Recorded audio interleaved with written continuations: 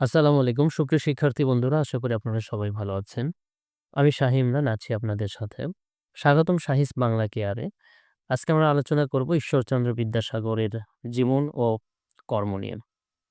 ছবিতে ১ম এ আপনারা যাকে দেখতে পাচ্ছেন ইনি হলো ঈশ্বরচন্দ্র বিদ্যাসাগর। এরপরে যে ছবিটি আসলো ইনি হলো ভগবতী দেবী, ঈশ্বরচন্দ্র বিদ্যাসাগরের মা।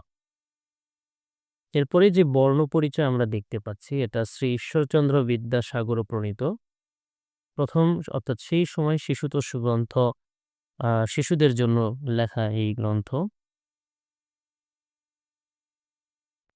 নাম ঈশ্বরচন্দ্র বিদ্যাসাগর।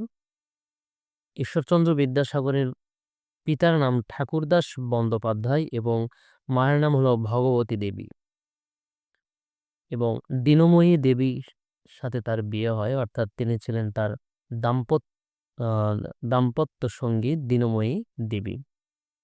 জন্মস্থান বীরসিংহ, মেদিনীপুর, পশ্চিমবঙ্গ। গ্রামের নাম বীরসিংহ, মেদিনীপুর জেলা এবং পশ্চিমবঙ্গে তিনি জন্মগ্রহণ করেন। ঈশ্বরচন্দ্র বিদ্যাসাগরের আসল নাম হলো ঈশ্বরচন্দ্র বন্দ্যোপাধ্যায়। সাহিত্যিক ছদ্মনাম কস্যচিৎ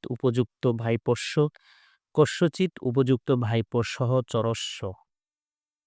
উপাধি বিদ্যাসাগর উপাধি লাভ করে সংস্কৃত কলেজ থেকে ১৮৩৯ সালে এবং তাকে বাংলা সাহিত্যে গদ্যের জনক বলা হয়। তিনি সংস্কৃত কলেজের ছাত্র ছিলেন।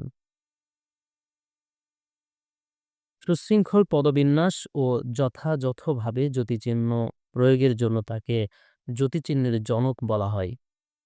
বাংলা সাহিত্যে গদ্যের জনক হলেন ঈশ্বরচন্দ্র বিদ্যাসাগর। দানশীলতার জন্য দয়ার সাগর নামে পরিচিত ছিলেন। তিনি সংস্কৃত ভাষায় পাণ্ডিত্য অর্জন করেন। ঈশ্বরচন্দ্র বিদ্যাসাগরের উল্লেখযোগ্য সাহিত্যকর্ম: শিশুদের জন্য রচনা করেন বর্ণপরিচয়, ১৮৫৫ সালে লিখিত বর্ণপরিচয়।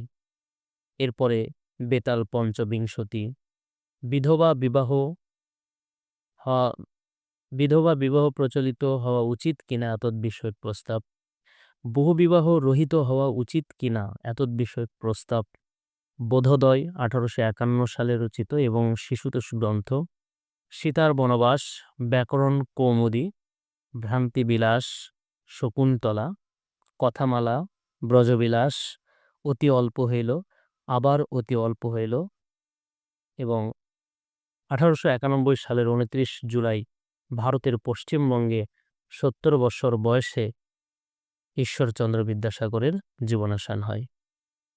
ধন্যবাদ সবাইকে পাশে থাকার জন্য।